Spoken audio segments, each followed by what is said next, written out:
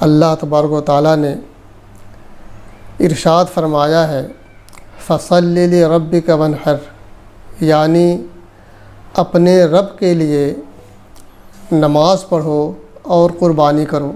तो यहाँ पर हमें अपने सामीन से क़ुरबानी के ताल्लुक़ से चंद चीज़ें कहनी हैं कि क़ुरबानी ये है क्या। सहाबा किराम ने रसूल करीम सल्लल्लाहु अलैहि वसल्लम से दरियाफ़्त किया कि या रसूलल्लाह, ये क़ुरबानियाँ हैं क्या। आपने इरशाद फरमाया, ये तुम्हारे बाप इब्राहीम अलैहिस्सलाम की सुन्नत है। तो अब रहा मसला कि इस सुन्नत को हम अदा कैसे करें, कब अदा करें, कौन अदा करे, ये सब मसाइल हैं। तो सबसे पहले ये जान लें कि क़ुरबानी ये मख़सूस दिन में किसी मख़सूस जानवर को ज़बह करना अल्लाह का क़ुर्ब हासिल करने के लिए, यह है क़ुरबानी। अब रहा ये मसला कि क़ुरबानी किन पर वाजिब है।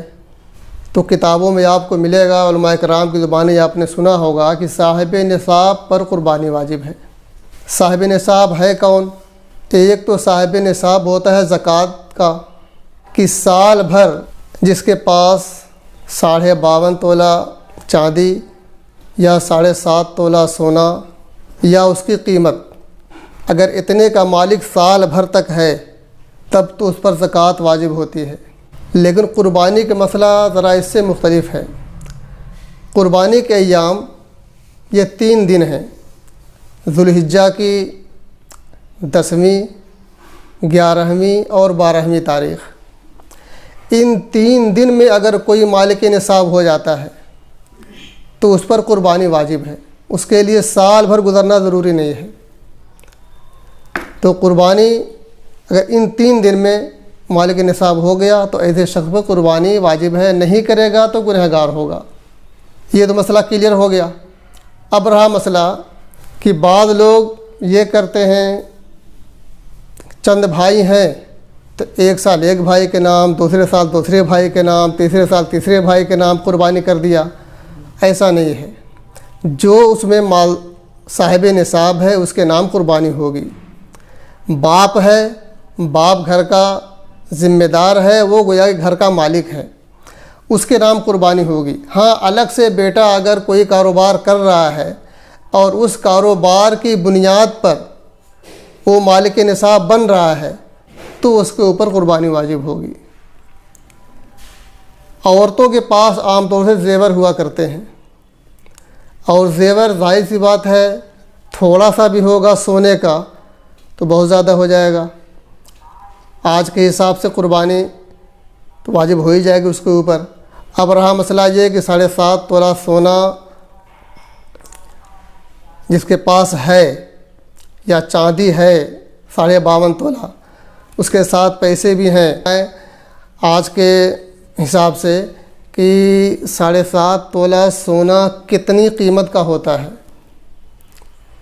या 52.5 तोला चांदी इस वक्त कितनी कीमत की होती है। तो उतनी रकम अगर हमारे पास है तभी क़ुरबानी वाजिब होगी।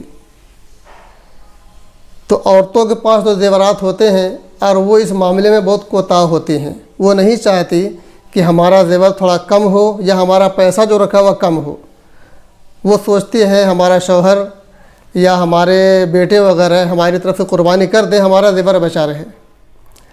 बहरहाल जिसने भी कर दिया उनकी तरफ से क़ुरबानी तो हो जाएगी, अगर नहीं किया किसी ने तो बहरहाल वो गुनहगार होंगी।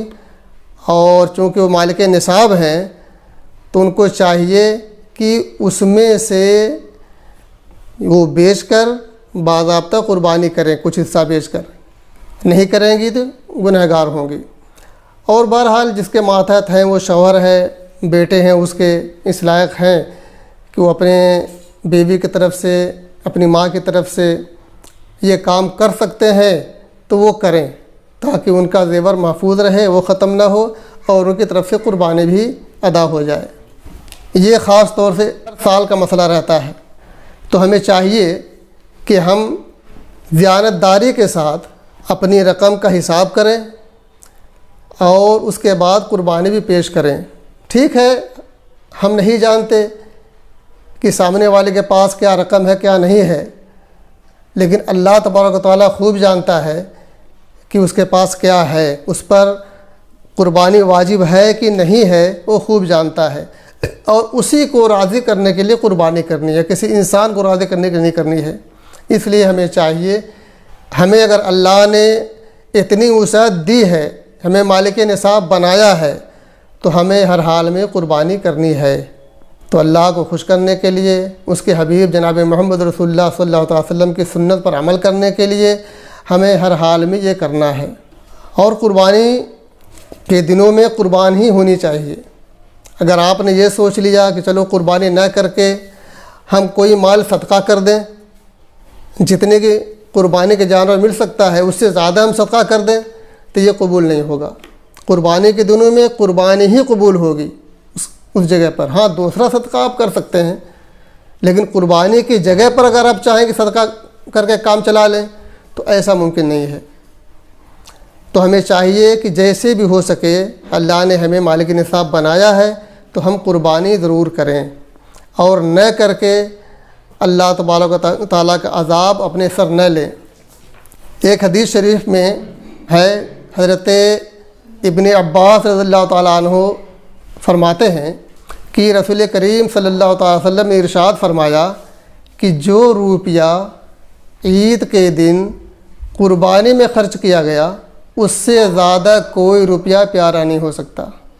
तो ये हदीस हमें इस बात की दावत दे रही है कि हम कुर्बानी के दिनों में कुर्बानी ही करें, उसी पर अपना पैसा खर्च करें। हाँ, कुर्बानी पेश करने के बाद अब जो भी चाहें नफली इबादत के तौर पे सदका खैरात करें, ये एक अलग चीज़ है, उसका सवाब अलग से मिलेगा। तो अल्लाह तबारक व तआला हमें और आपको सबको कुर्बानी के दिनों में कुर्बानी करने की तौफीक अता फ़रमाए, और उस दिन का जो भी एहतराम कुरान और हदीस की में मरकूम है, उस पर ख़ास तौर से हमें अमल करने की तौफीक अता फ़रमाए। व आखिर दावाना अनिल हम्दुलिल्लाह रब्बिल आलमीन।